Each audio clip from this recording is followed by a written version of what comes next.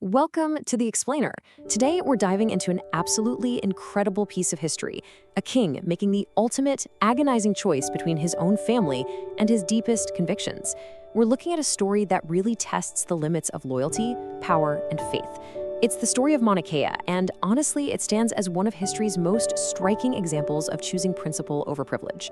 So we're starting right in the middle of a totally shocking scenario.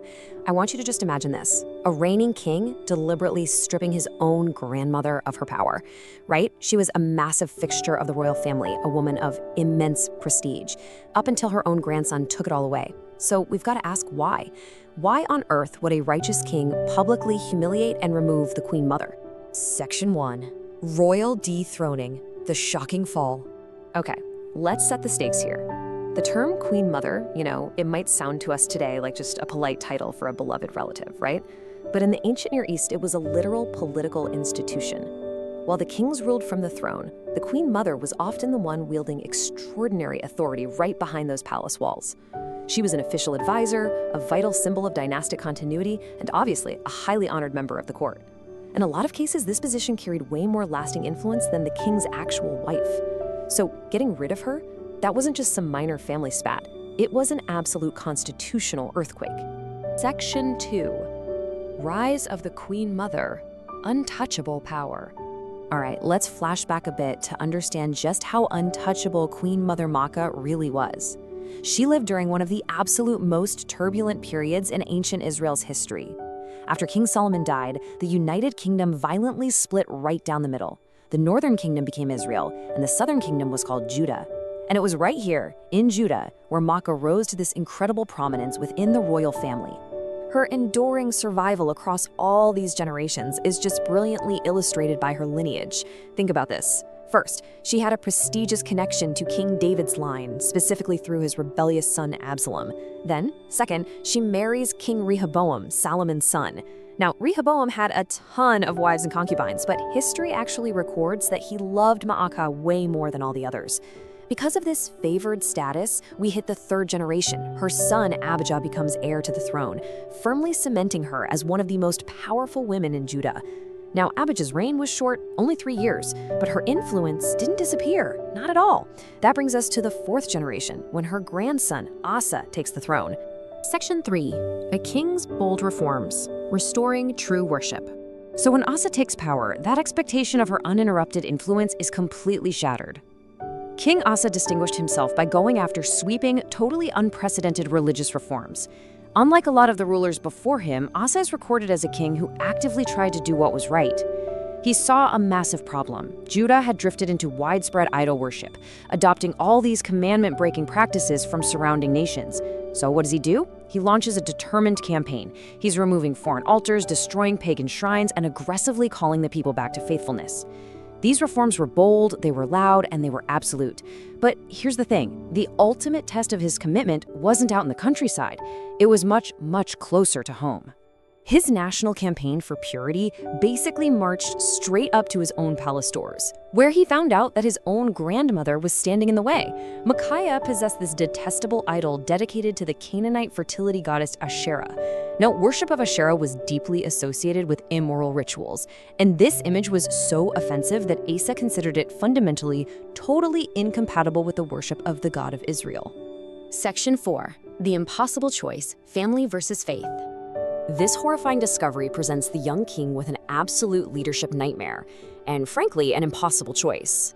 Look at this balance here. On one hand, does he protect his grandmother out of family loyalty and deep political tradition? I mean, she's a respected elder, right? A literal symbol of his own dynasty. But on the other hand, does he uphold God's law, regardless of the massive personal and political cost? Very few kings in history would ever dare to humiliate a close relative who had that kind of prestige. Section 5. The confrontation, total destruction. While Asa makes his decision, he chooses to act with total, uncompromising resolve against one of the most influential figures in his kingdom. And he didn't just issue a polite little warning either. He executed a complete 4-step dismantling of both her authority and her idolatry. Step 1. He removes Maacah from her position as Queen Mother, stripping her of official authority and public honor, a move that undoubtedly sent shockwaves through the royal court. Step 2. He cuts down her idol. Step 3. He literally crushes it into pieces. And step 4, he burns it in the Kidron Valley, just outside Jerusalem. The destruction was absolute. By burning it, he made sure there was zero chance for the image to be restored or just, quietly tucked away in some palace closet. Asa publicly proved that no object of false worship was going to survive his rule. And fascinatingly enough, the Kidron Valley would later become the symbolic place where other righteous kings destroyed pagan objects. So Asa really set the precedent here. But what about Maacah in all this? The historical record just gives us total silence. We hear no words of repentance, no desperate defense of her actions, no mention of a cozy family reconciliation. She just vanishes from the narrative. It really leaves us wondering what she must have felt as all her cherished authority just disappeared and her idol was reduced to ashes. Section 6, Principle versus Privilege, a timeless lesson. Let's look at how this builds into some pretty profound, timeless lessons we can pull from this ancient family drama. Asa's courage leaves behind a stunning leadership legacy. First, it shows us that influence and privilege, they just cannot replace obedience. Maacah had the royal blood, the palace living, literally the highest position available to a woman in Judah, yet none of that protected her when her actions crossed the line. Second, true leadership requires painful choices. Confronting your loved ones, that is infinitely harder than confronting strangers or political opponents. And finally, consistency preserves the integrity of reform. Think about it. Asa couldn't ban idolatry in Judah while just letting it flourish in his own family's living room, right? His courage cost him a lot personally, but it preserved his absolute integrity. The crucial point here is perfectly captured in this quote from our source material. Idolatry rarely appears overnight. It often grows gradually as people adopt beliefs and practices that seem acceptable. Maacah's story is such a stark warning about the subtle nature of compromise. These things don't just happen in a day.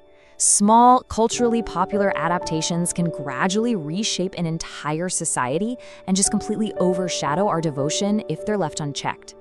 Asa knew he had to confront it right at its source, even inside the royal household, to protect the spiritual future of the nation. And that brings us to our final thought. Maacah's legacy challenges us to realize that absolutely no one is beyond accountability. History remembers her not just as this powerful queen mother, but as the woman who lost the whole shebang because she refused to abandon her idol. As we wrap up this explainer, we're left to measure ourselves by faithfulness rather than position or status. It challenges every single one of us to ask what we truly value most. Has anything quietly taken the place of your highest devotion?